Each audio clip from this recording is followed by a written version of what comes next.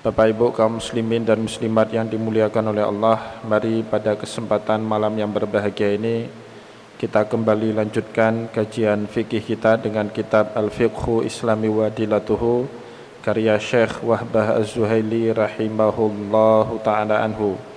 Dan insyaallah di malam yang berbahagia ini kita masuk ke dalam subbab pembahasan baru, Saniyan An-Nadru, hukum memandang kepada lawan jenis. InsyaAllah akan kita bahas pada pertemuan malam ini dan beberapa pertemuan yang akan datang. Berkata Syekh Wahbah Zuhaili dalam kitab Fiqhul Islami wa Adillatuhu, lin nadari arba'atu aqsamin. Hukum memandang kepada lawan jenis ada 4 kategori. Likulli qismin hukmin, setiap kategorinya mengambil hukum masing-masing. Jadi tidak sama rata.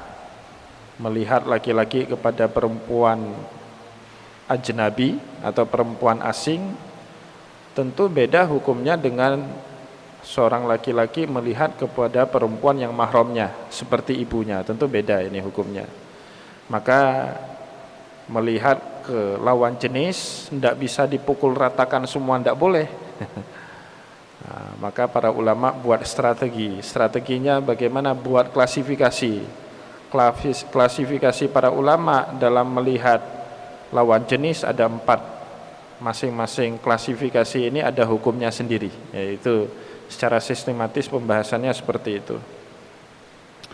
Pembahasan yang pertama, wahya nadru rajuli lil mar'ati, hukum seorang laki-laki melihat kepada perempuan. Tentu perempuan di sini perempuan yang bukan mahramnya. Yang kedua, wa nadrul mar'ati ilar rajuli, hukum melihat perempuan kepada laki-laki sebaliknya. Yang ketiga, wa nadrul rajuli ilar rajuli, hukum laki-laki melihat sama-sama laki-laki. Bagaimana? Ya. Dan yang terakhir, wa nadrul mar'ati ilal mar'ati, hukum perempuan melihat sesama perempuan. Al-awwalu nadrur rajuli lil mar'ati, hukum laki-laki melihat kepada seorang perempuan. Yang pertama, poin yang pertama, idza kanat al-mar'atu zaujatun, jika perempuan itu adalah istrinya, istri kita sendiri. Ini khusus pembahasan bagi laki-laki yang sudah punya istri. Jadi laki-laki yang enggak punya istri anggap ini sebagai ilmu masa datang, ya, sambil menanti ada perempuan yang mau menerima dia sebagai suami. Jadi bukan sebaliknya, perempuan itu laki-laki itu sangat percaya diri. Ada perempuan yang mau menerima dia, belum tentu ya. Belum tentu ada perempuan yang mau menerima dia. Idza kanat al-mar'atu zaujatun, jika seorang perempuan itu adalah istrinya, jaza li zauji al-lamsu wan nadru ila jami'i jasadiha. Hukum dasarnya, prinsipnya Bapak Ibu, hukum dasarnya itu boleh bagi laki-laki itu li zauji, bagi suaminya al-lamsu, ya, memegang, menyentuh, wan nadru, memandang, ya, ila jami'i jasadiha, kepada seluruh bagian tubuhnya, ya. Itu prinsipnya, nanti ada penjelasan detailnya, tapi pada prinsipnya semua bagian istri kita itu boleh kita lihat, boleh kita pandang, boleh kita sentuh.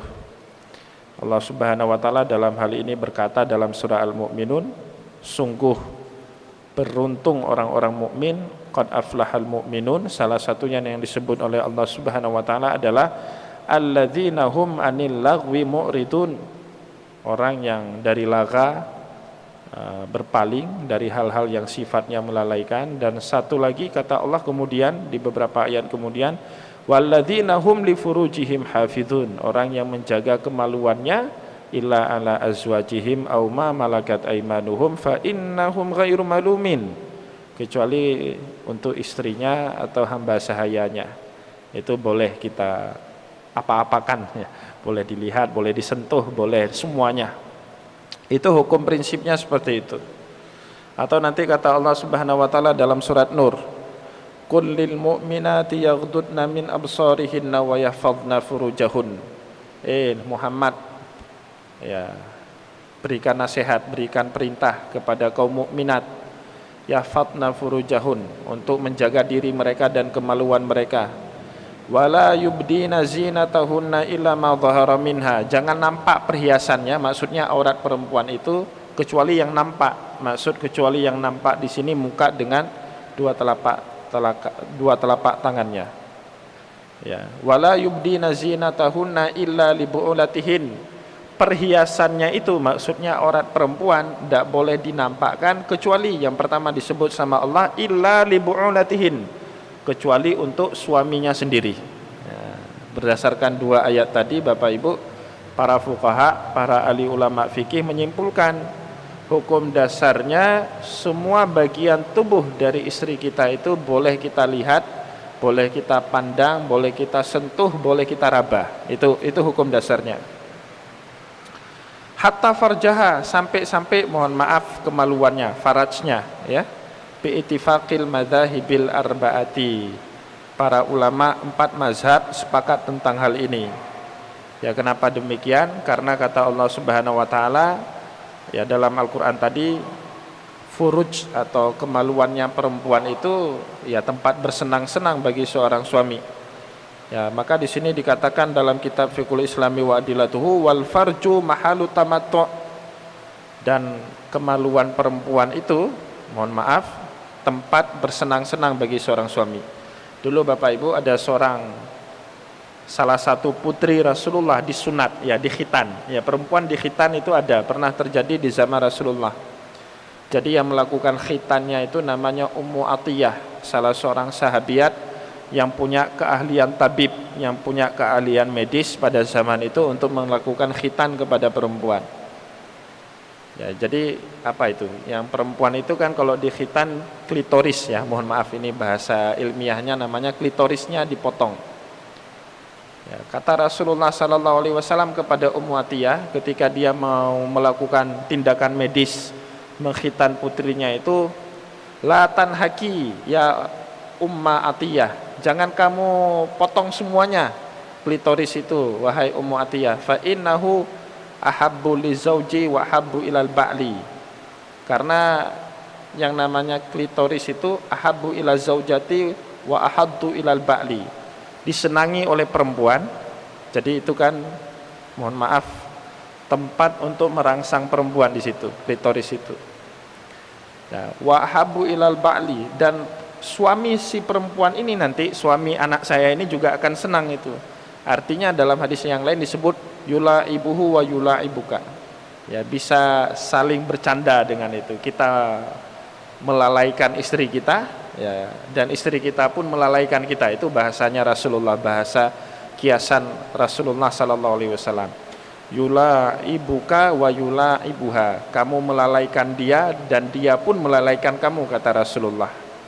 Maka Bapak Ibu yang dimuliakan oleh Allah, berdasarkan penjelasan dalam ayat Al-Quran tadi dan dalam hadis Rasulullah SAW tadi, para ulama seperti Syekh Wabazweli punya kesimpulan wal farju mahalut tamattu, yang namanya kemaluan perempuan itu tempat bersenang-senang pasangan suami istri. Laki-laki di situ tempat kesenangannya, juga perempuan di situ kesenangannya.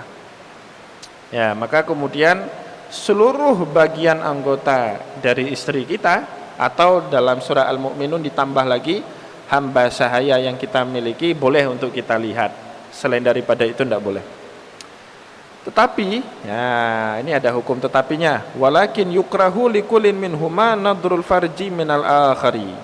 Tetapi makruh hukumnya likulin minhuma, setiap pasangan suami istri itu, baik laki-laki melihat kepada istrinya ataupun si istri melihat kepada kemaluan suaminya, makruh nadrul farji minal akhari. Khusus yang namanya kemaluan, kalau laki-laki namanya zakar, perempuan namanya faraj, itu makruh. Jadi ada hukum pengecualian sedikit. Seluruh tubuh pasangan kita boleh kita nikmati, boleh kita sentuh, boleh kita lihat, termasuk juga kemaluan istri atau kemaluan suami, boleh semuanya dilakukan. Tetapi pengecualiannya sedikit, makruh. Nah, definisi makruh sekali lagi Bapak Ibu harus pahami, makruh itu bukan haram. Kalau haram itu mayusabu ala tarkihi wa yu'aqibu ala fi'lih. Itu definisinya para usuliyun. Para ahli usul fikih mendefinisikan haram itu mayusabu ala tarkih, suatu yang diberikan pahala kalau perbuatan itu ditinggalkan, wa yu'aqibu ala fi'lih, dan kalau kita lakukan perbuatan itu kita dihukum dosa sama Allah, itu haram. Sedangkan makruh ma yusabu ala tarkihi wa la yu'aqibu ala fi'lih, kalau kita kerjakan perbuatan makruh itu tidak apa-apa, tapi kalau kita tinggalkan itu dapat pahala, itu makruh. Nah, jadi sekali lagi jangan dimaknakan makruh sebagai haram, itu sama sekali tidak benar. Karena di masyarakat kita Bapak Ibu jamak salah paham. Jadi salah pahamnya sering jamak. Contoh salah paham jamak, sunnah dinaikkan level jadi wajib. Itu salah paham jamak itu namanya. Khotib pegang tongkat waktu menyampaikan khutbah di hari Jumat itu sunnah. Dalam makna seandainya ada khotib yang enggak pegang tongkat, sah khutbah khatib itu, sah khutbahnya, tidak boleh kita interupsi. Tapi di Aceh karena salah paham, atau mungkin lebih tepatnya nggak mau saling paham, ya dipaksa khatib kalau nggak pakai tongkat turun.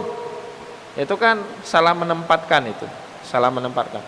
Dan ketika disuruh turun, yang ganti yang tadi protes pegang tongkat pakai tangan kanan, itu makruh. Jadi kalau ada khotib yang pegang tongkat pakai tangan kanan, berarti dia nggak ngerti fikih. Karena Rasulullah SAW pegang tongkat selalu dengan tangan kiri. Jadi saya pernah lihat Bapak Ibu, ada jamaah protes karena khatib nggak pegang tongkat. Padahal itu lebih selamat. Datang orang yang protes itu suruh turun khatibnya, yang protes itu naik mimbar menggantikan khatib itu pegang tongkat tapi pakai tangan kanan. Nah kan, makanya saya agak harus menggarisbawahi penjelasan ini. Sering bolak-balik masyarakat kita. Sholat wajib, wajib. Sholat 5 waktu itu fardhun ain, wajib. Seharusnya kita harus strength di situ, harus keras, harus tegas. Kalau ada di tengah-tengah masyarakat kita tidak sholat, Bapak Ibu, kita harus tegur. Ya kita harus tegur. Kalau ada di tengah-tengah masyarakat kita itu tidak sholat, kah kalau sembahyang? Belum, maya sembahyang leh. Buka haba kena habi. Harus seperti itu. Sholat wajib karena wajib itu. Ini mohon maaf cerita luar negeri sedikit. Waktu saya di Amerika itu pihak kampus itu kasih kita istirahat makan siang cuma 1 jam. Istirahat makan siang itu 1 jam. Saya bilang saya tidak cukup, saya sholat. Saya butuh ibadah sholat. Harus tambah 1 jam 30 menit. Diberikan izin sama pihak kampus. Nah suatu hari Bapak Ibu, setelah selesai ngomong-ngomong di kampus itu, setelah selesai ya semacam kuliah singkat itu, saya nggak langsung sarapan, ngomong-ngomong dulu, bicara-bicara dulu, nggak langsung makan siang, bicara-bicara dulu. Akhirnya teman ngomong saya Kristen, ya namanya Profesor John Fall itu, langsung dia negur, kamu nggak sholat, kok ngomong-ngomong sama saya? Orang Kristen tahu negur kita nggak sholat Bapak Ibu. Kamu sholat dulu, nanti waktunya mepet ini kata. Sholat dulu kata. Itu orang Kristen bisa ngomong gitu. Tapi kita enggak, yang sholat wajib abai. Sholat sunat taraweh berantam. 8 dengan 20 rakaat itu enggak pernah selesai itu. Ini kan salah menempatkan sesuatu pada tempatnya. Yang sunnah jadi prioritas, yang wajib terabaikan. Itu enggak tepat sama sekali. Baik Bapak Ibu kaum muslimin dan muslimat yang dimuliakan oleh Allah, wa min nafsihi bila hajata. Ya, jangan bahkan wa min nafsihi bila hajata. Kalau melihat ke arah kelamin kita tanpa hajat pun ya tidak boleh juga. Kecuali mohon maaf mau membersihkan kemaluan kita ya silakan. Maka dalam fikih Syafi'i itu beda dengan fikih Hanafi nanti. Dalam fikih Syafi'i menyentuh alat kelamin sendiri, apalagi alat kelamin istri nanti, itu mafhum muwafaqah namanya. Artinya kalau menyentuh alat kelamin kita batal wudu, apalagi nyentuh alat kelamin istri kita, orang lain dan seterusnya. Dalam mazhab Syafi'i menyentuh alat kelamin sendiri batal wudu dan wajib memperbaharui wudu. Apa alasannya? Pernah suatu hari salah seorang sahabat Rasulullah SAW bertanya sama Rasul, ya Rasul, apa hukumnya memegang kemaluan kita sendiri? Dijawab oleh Rasulullah sallallahu alaihi wasallam, fihil wudu, padanya ada wudu. Maksudnya kalau kita sudah menyentuh kelamin kita dengan tangan kita, maka wajib pada saat itu kita ulang wudunya. Kalau kita terus sholat nggak memperbarui wudu, nggak sah sholatnya, karena dianggap sudah tidak dalam keadaan bertaharah lagi, meskipun tidak sampai mengeluarkan cairan madhi, seperti itu. Dalam fikih Syafi'i seperti itu. Tapi dalam fikih mazhab Hanafi dipahami sebaliknya. Ya, ada seorang sahabat, peristiwanya yang lain, ada seorang sahabat juga sering menyentuh kemaluannya. Kemudian sahabat ini bertanya kepada Rasulullah, ya Rasulullah, apa hukumnya seseorang memegang alat kelaminnya? Kata Rasulullah di dalam hadis satu lagi, innama huwa bid'un minka, alat kelamin itu bagian daripada dirimu, maka kalau kamu sentuh dia tidak membatalkan wudu. Maka dalam mazhab Hanafi yang dipegang hadis kedua ini, kalau menyentuh kelamin tidak batal wudu. Tapi dalam mazhab fikih Syafi'i diamalkan hadis pertama, kalau menyentuh kelamin batal wudu. Ya, maka di sini disebut wa min nafsihi bila hajah. Bahkan melihat ke arah kelamin sendiri tanpa ada kebutuhan, nah, itu makruh juga hukumnya. Bapak Ibu yang dimuliakan oleh Allah, ada seorang sahabat Rasulullah itu gelar populernya bukan radhiyallahu anhu, tapi karamallahu wajhah. Imam Ali bin Abi Thalib itu disebut karamallahu wajhah, bukan radhiyallahu anhu. Para ulama punya dua versi kenapa beliau dinamakan karamallahu wajhah. Pertama, karena ada versi pertama, beliau tidak pernah sempat mengarahkan muka beliau itu untuk menyembah berhala seumur hidup beliau, karena 9 tahun sudah Islam. Ya, usia kecil sekali sudah Islam. Maka awwalu man aslama minat tifli, orang pertama sekali masuk Islam dari kalangan anak-anak itu ya Imam Ali. Kalau sahabat yang lain sempat nyembah berhala, Utsman sempat nyembah berhala, Umar sempat nyembah berhala, dan seterusnya. Tapi ada versi yang kedua, Ali bin Abi Thalib disebut karamallahu wajhah karena dia enggan sekali melihat arah kemaluan orang lain. Itu versi yang kedua. Jadi pandangannya itu benar-benar terjaga untuk melihat hal-hal yang diharamkan oleh Allah. Tapi versi pertama dan kedua itu sebenarnya saling melengkapi. Artinya Imam Ali pakai bahasa lebih umum, tidak pernah menundukkan wajahnya itu kepada hal-hal yang diharamkan oleh Allah, termasuk berhala, termasuk melihat kepada kemaluan orang lain. Itu ada kisah untuk ini Bapak Ibu, dalam perang Badar, perang pertama dalam sejarah Islam itu, sebelum perang terjadi lawan tanding. Ya, salah satu saya lupa nama kesatria Quraisy yang menjadi lawan tandingnya Imam Ali. Imam Ali waktu itu usianya belia sekali, masih belasan tahun, 18 atau 19 tahun. Masih anak ABG lah bahasa kita. Anak ABG itu kan, coba lihat badan ABG itu, badannya nggak kekar. Anak ABG itu badannya belum kekar. Ya masih lembek badannya itu. Yang kekar itu kalau sudah 25 tahun ke atas itu baru kekar itu. Jadi kesatria Quraisy ini menganggap sepele. Ah, ini kok lawan tanding saya. Dulu perang jahiliyah, dulu perang zaman dulu itu Bapak Ibu, sebelum perang besar ada perang duel dengan kuda, satu lawan satu itu. Lah kalau lawan tanding saya ini anak cabi-cabian. Ini kok anak cabi-cabian. Saya ini profesional kok cabi-cabian. Ternyata lawan juga kalah, orang itu tumbang, dan itu terbuka auratnya, bajunya itu terplanting dari kudanya, terbuka aurat. Imam Ali lihat seperti itu, ya dibiarkan, tidak mau lihat lagi itu. Maka beliau digelari dengan karamallahu wajhah. Ini sekaligus memperkuat pernyataan dalam kitab fikih ini, wa min nafsihi bila hajata. Kita tidak usahlah, ya, makruh hukumnya kalau melihat ke arah kemaluan kita tanpa ada hajat, ya. Qalat Aisyatu radhiyallahu anha, berkata istrinya Rasulullah sallallahu alaihi wasallam, Sayyidah Aisyah radhiyallahu anha, ma raaitu minhu, saya tidak pernah melihat, mohon maaf, arah kemaluannya Rasulullah, wala ara minni, dan beliau juga tidak pernah melihat kemaluanku, kata Sayyidah Aisyah. Ai al-farj, yang dimaksud di sini minhu wa minni, ya darinya, kan itu pakai kata dhamir, pakai kata ganti. Saya tidak pernah melihat darinya, dan dia pun tidak pernah melihat dariku. Itu bahasa santunnya gitu. Kalau enggak santun ya nyebut aja, saya enggak pernah lihat zakarnya, tapi itu enggak santun gitu. Nah, maka Bapak Ibu, saya punya kesimpulan, kita ini dilarang keras oleh Allah Subhanahu wa taala mengobral aib pasangan kita, itu kan. Bahkan bukan aib, pengalaman, mohon maaf, pengalaman yang paling pribadi, pengalaman seks dalam kamar dengan suami kita, baik pengalaman indah maupun pengalaman gak indah, itu dilarang diobrolkan ya dengan orang lain. Haram hukumnya itu, Bapak. Wa kaifa ta'khudhunahu wa qad afdha ba'dukum ila ba'din wa akhadna minkum mitsaqan ghalidha. Itu peringatan Allah. Wa kaifa ta'khudhunahu, bagaimana kalian sesama kalian ini pasangan suami istri kalau sudah bercerai saling ngobrol aibnya. Ya buka, jadi rahasia kamar itu kayak jadi konsumsi publik. Itu dikritik keras sama Allah. Kenapa? Wa qad afdha ba'dukum ila ba'. Suami dengan istri kan sudah jadi satu, udah menyatu dia itu. Kok saling ngobrol itu? Ya. Tapi dalam konteks Rasulullah sallallahu alaihi wasallam itu boleh diobral.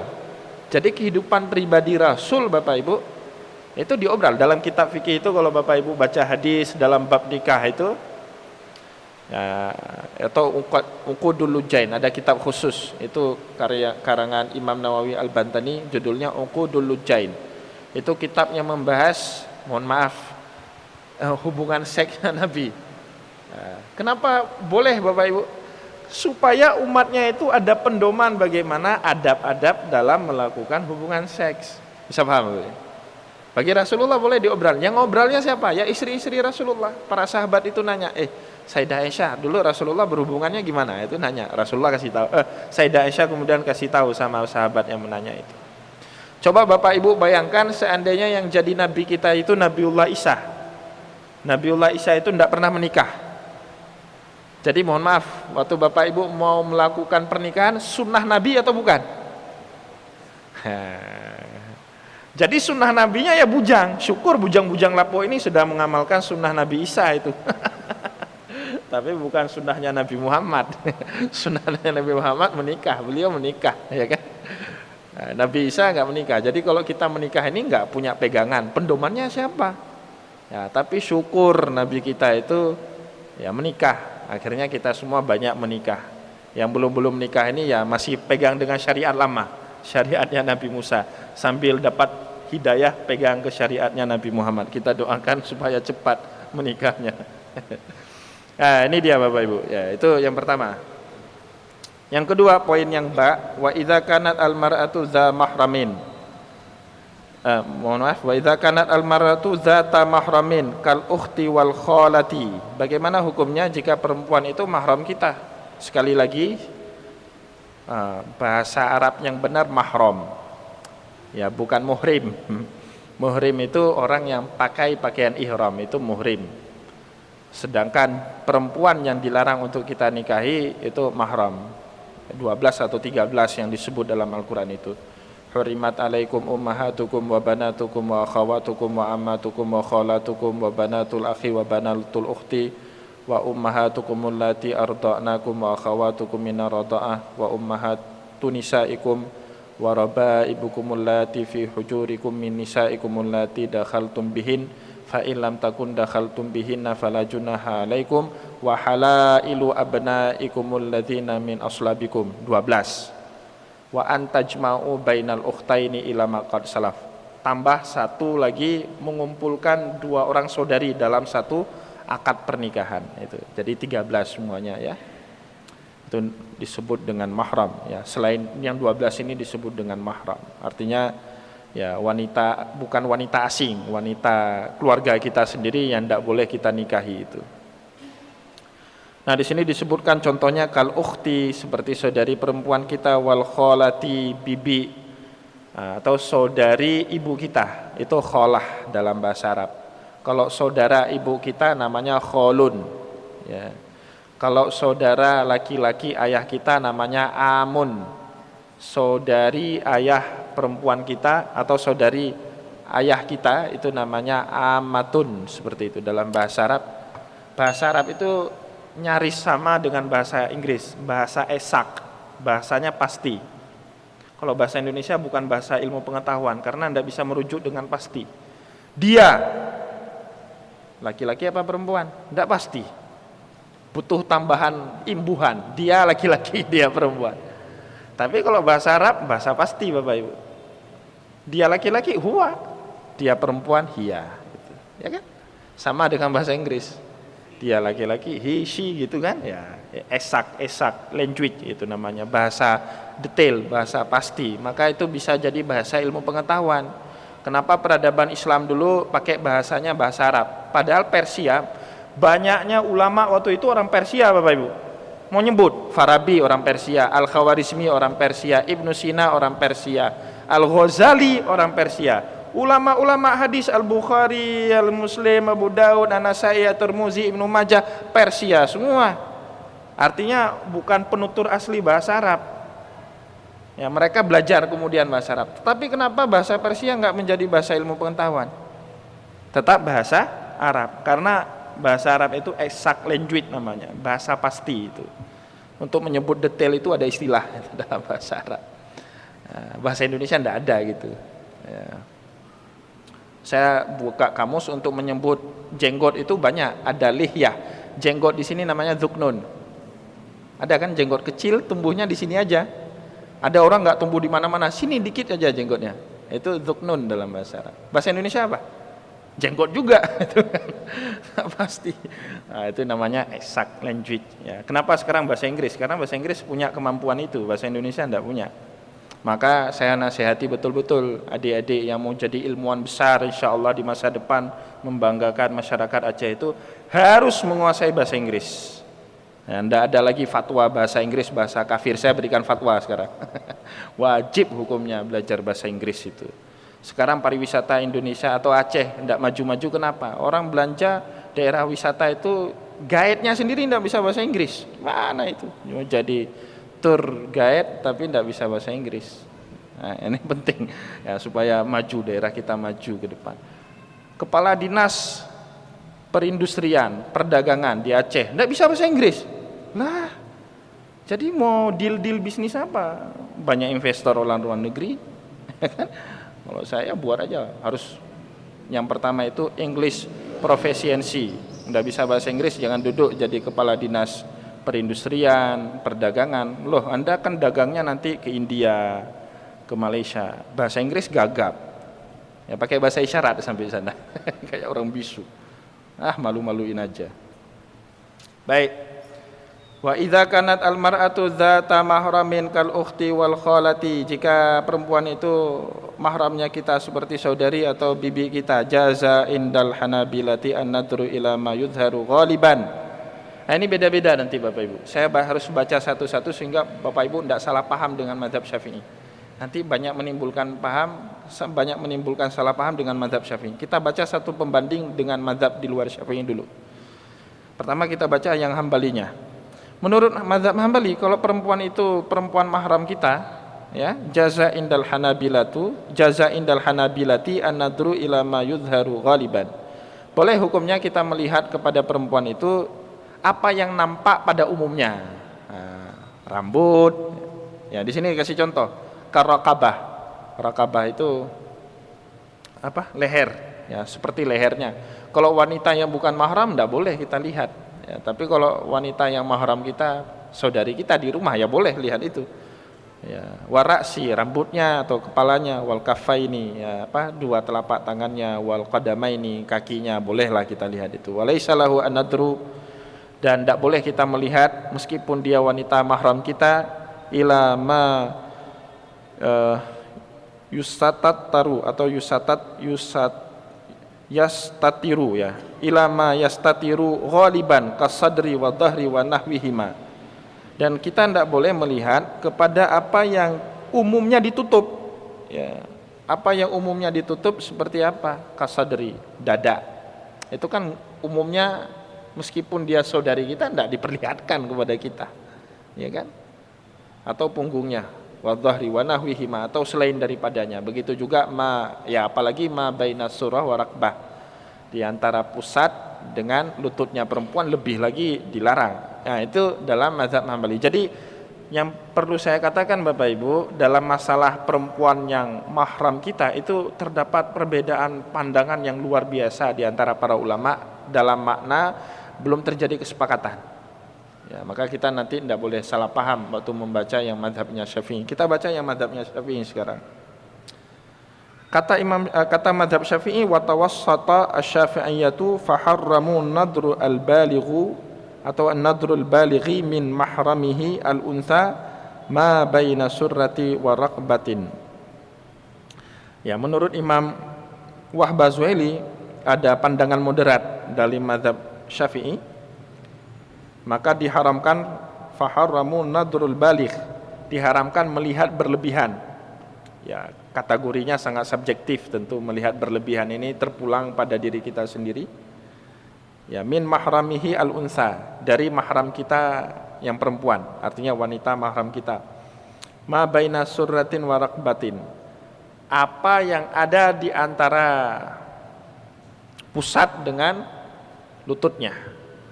Dalam makna Bapak Ibu, mohon maaf ini tadi sengaja saya baca dulu pembanding. Dalam makna antara pusat dengan perempuan, antara pusat dengan lutut perempuan dalam mazhab Syafi'i, jika dia perempuan mahram kita boleh kita lihat. Boleh kita lihat, itu tidak haram. Tapi yang diharamkan adalah nadrul baligh, melihat berlebihan sehingga menimbulkan syahwat. Nah, tapi ini sekali lagi tidak disepakati dalam fikih. Tidak disepakati dalam fikih. Tapi ilmu ini penting dalam kondisi tertentu. Misalnya Bapak Ibu punya ibu kita sakit, atau saudari perempuan kita sakit, dia belum berkeluarga, belum punya suami. Adik perempuan kita itu belum punya suami, kebetulan nggak ada ibu kita, lah dia cebok saja tidak bisa. Kita patut mencebok dia dan nggak ada hukum haram yang menghalangi kita untuk itu. Ya, ini yang perlu. Jadi kalau disuruh-suruh pilih Bapak Ibu, ini kalau pakai hitung-hitungan dalam fikih Syafi'i, seandainya ibu kita, ini seandainya ya, seandainya ibu kita sakit di rumah sakit, ceboknya tidak bisa cebok sendiri, harus ada orang yang mencebokkan. Mana lebih baik yang mencebokkan ibu kita itu istri kita, artinya menantu dia. Istri kita kan menantu ibu kita, atau kita sebagai anak kandungnya. Nah, dalam hitung-hitungan, ini ilmu ya, ini kita ngomong hitung-hitungan ilmu. Dalam hitungan-hitungan ilmu dalam mazhab fikih Syafi'i, yang paling patut mencebokkan ibu kita itu adalah kita. Lah, beda jenis kelamin, kita anaknya sendiri. Nah, ini ya, maksud beliau ini di sini. Ya, maksud beliau di sini. Jadi saya baca dulu pembanding supaya kita tidak salah paham. Lah kok mazhab Syafi'i membolehkan? Nanti kalau nggak baca pembandingnya, Bapak Ibu salah paham. Ini bukan baca tanpa ilmu ya, baca ilmu. Jadi beda, orang yang baca seks dengan ilmu dengan orang baca seks dengan syahwat itu beda. Misalnya gini Bapak Ibu, kalau saya diizinkan kasih contoh, kalau ada orang bercerita tentang seks, dia tanya, payudara itu apa? Kemudian ada orang jawab dengan syahwat, dia jawab, oh payudara itu alat tubuh perempuan yang paling menarik.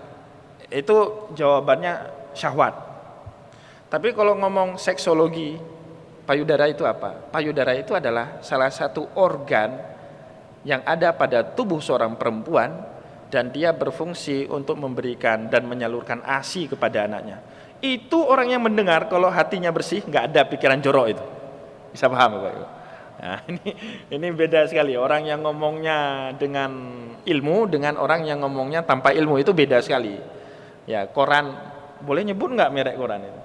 Di Aceh itu ada 2 koran, ada Serambi itu koran ilmu itu, ada Prohaba itu koran koran syahwat lah. Itu beda itu bahasanya. Bapak Ibu nanti coba banding-bandingkan lah bahasanya itu beda. Kita ini ngomong ilmu Bapak Ibu.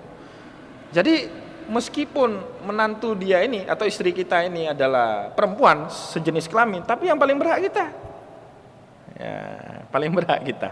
Itu. Jadi ini boleh kita melihat kepada aurat wanita mahram kita itu meskipun di antara pusat dan lututnya, ya dalam konteks ilmu, bukan dalam konteks syahwat. Maka ada bahasa di sini faharramu nadrul baligh, yang diharamkan itu lihat eksesif yang berlebih-lebihan menimbulkan syahwat, bukan lihat dengan ilmu. Nah, ini saya takut disalahpahami, maka tadi baca dulu pembanding dan pakai ilmu psikologi bacanya gitu.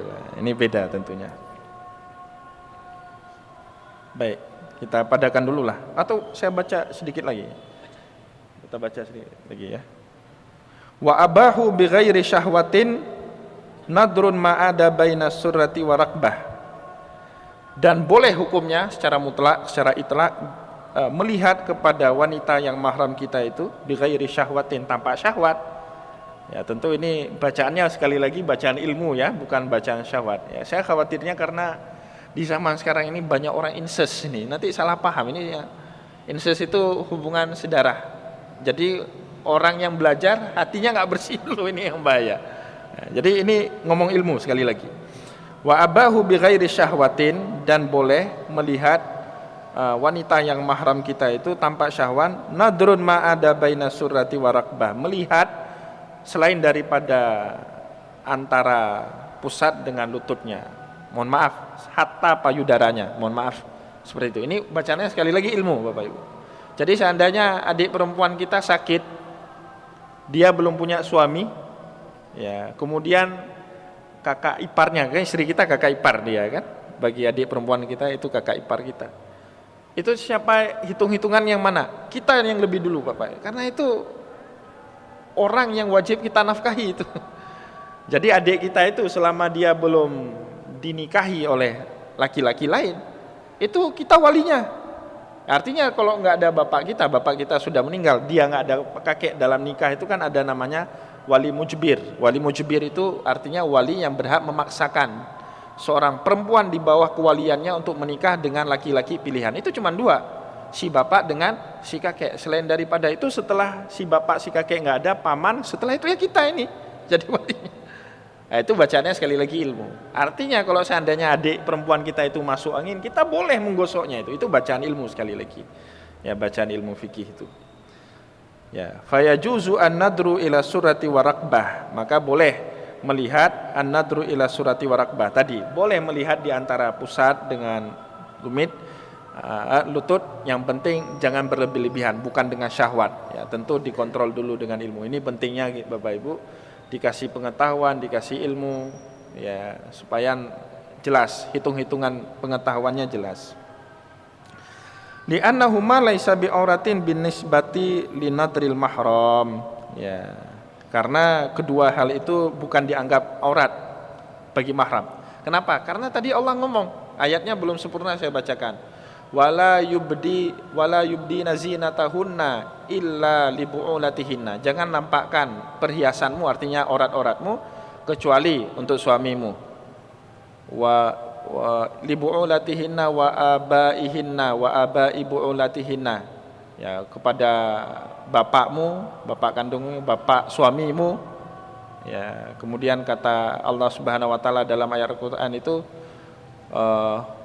wa abna'i wa ikhwanihinna, saudara laki-lakimu, wa abna'i ikhwanihinna wa abna'i akhwatihinna, anak dari saudara laki-lakimu dan anak dari saudari perempuanmu. Nah, itu dia, itu mahram, itu kan masih dalam lingkup mahram, itu dibenarkan. Maka kata Allah, wala yubdina zinatahunna illa libu'ulatihinna wa abaihinna wa abai bu'ulatihinna au nisaihinna au ikhwanihinna au bani au abna'i ikhwanihinna au abna'i akhwatihinna au nisaihinna au ma malakat aymanuhunna awit tabi'ina ghairi ulil irbati minarijal.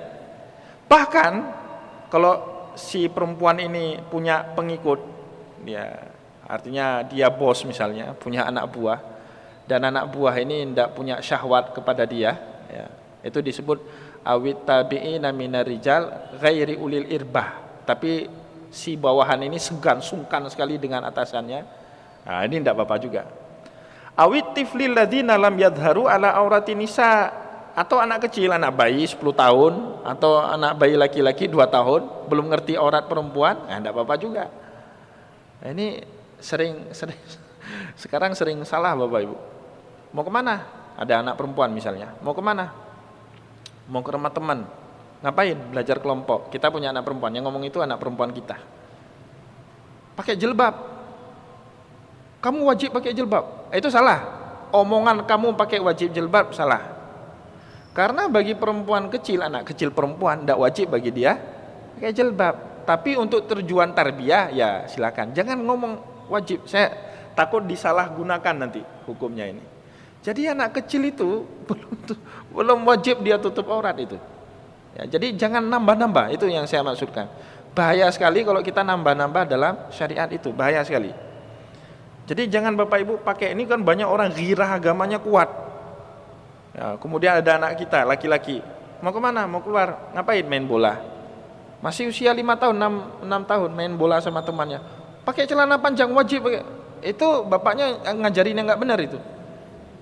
Ya, jangan bahasakan seperti itu. Ya, nanti dia menambah-nambah sesuatu yang nggak ada dalam syariat. Dalam syariat ya dia boleh itu. Ya dia masih boleh, kecuali untuk tujuan tarbiyah. Kita mau mendidik dia, tapi sekali lagi hindari bahasa mewajibkan itu. Jadi Bapak Ibu jangan mewajibkan sesuatu yang nggak diwajibkan sama Allah. Gitu aja lah mudahnya. Artinya kita jangan memperumit ajaran yang mudah sama Allah itu. Nah di masa kecil diwajibkan pakai celana panjang, si anak ini tidak pernah rasa celana pendek, pakai celana pendek waktu dia udah balik nanti. Udah kebalik itu kan. Ya kan? Saya punya teman Bapak Ibu, pernah saya nasihati.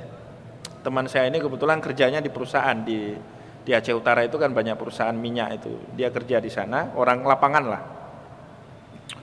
Dia punya anak perempuan. Ya, punya anak perempuan ya masih belum sampai 1 tahun, masih kecil. Suatu hari dia dosmir mobil, ya di tempat dosmir itu di sampingnya ada kedai kopi.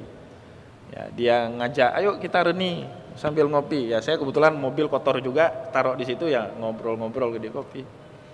Saya enggak banyak ngomong. Saya bilang, kalau kamu mau anak perempuanmu, karena dia punya anak perempuan, kalau kamu mau anak perempuanmu nanti menjadi perempuan yang nutup aurat, maka mulai sekarang kamu harus nutup aurat. Kalau enggak capek kamu bilang enggak akan nutup aurat. Kayak sekarang bapak-bapak itu, kamu enggak boleh ngerokok, tapi si bapaknya ngerokok itu. Itu kan banyak kan bapak-bapak itu. Enggak boleh ngerokok, ini pokoknya saya kasih jajan enggak boleh beli rokok. Tapi di rumah dia ngerokok. Kan secara tidak langsung si bapak ngomong, uang 50.000 itu kamu beli rokok. Itu kan ngomongnya gitu, walaupun dia enggak membahasakan verbal, tapi sikapnya ngomong seperti itu. Ya, jadi akhirnya dia, oh iya ya besok saya enggak pakai lagi. Ya, jangan besok, sekarang pulang terus. Akhirnya Grab atau Gojek, dia lari ke rumahnya ambil celana panjang, ya gitu. Jadi gitu Bapak Ibu. Jadi kalau kita mau anak kita itu baik, ya kita dulu harus baik itu. Ya, kalau kita nggak baik, ya sama saja dia mendapatkan suri tauladan yang nggak baik dari si bapaknya gitu. Saya salut ada beberapa teman sahabat. Kemarin itu kan puasa Asyura kita itu ya 10. Hal 10 itu jatuhnya hari Sabtu, saya nggak salah ingat. Dia puasa hari 9, hari Jumat sama hari Sabtu dia puasa. Padahal saya tahu dia pekerja lapangan, artinya kerjanya itu berat. Kerja lapangan itu jangankan bulan puasa Bapak Ibu, di luar bulan puasa itu lebih berat lagi. Kalau puasa kan lingkungan membentuk kita untuk berpuasa kan gitu. Tapi di luar bulan puasa dia sendiri itu yang puasa itu. Saya tanya, kenapa Bapak puasa? Ini tidak maksud apa-apa Ustaz, supaya anak saya di rumah ikut puasa aja. Dia ingin melatih anaknya itu ya dari dia sendiri seperti itu. Baik Bapak Ibu, semoga apa yang kita sampaikan di malam yang berbahagia ini ada manfaatnya bagi kita semua. Saya mohon maaf jika ada kesilapan kata. Wallahu muwaffiq ila aqwamit thariq wa nasrun minallahi fatun qarib. Wassalamualaikum warahmatullahi wabarakatuh.